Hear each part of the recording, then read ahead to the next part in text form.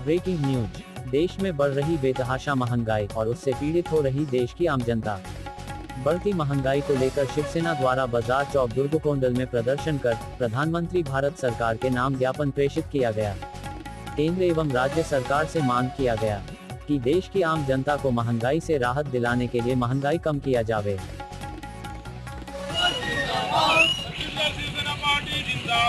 जिंदाबाद जिंदाबाद धनंजय भैया जिंदाबाद जिंदाबाद जिंदाबाद केंद्र सरकार पेट्रोल पदार्थ के मूल्य वृद्धि वापस लेना होगा लेना होगा लेना होगा पेट्रोल पदार्थ के मूल्य वृद्धि वापस लेना होगा लेना होगा लेना होगा छत्तीसगढ़ शिवसेना पार्टी जिंदाबाद जिंदाबाद जिंदाबाद।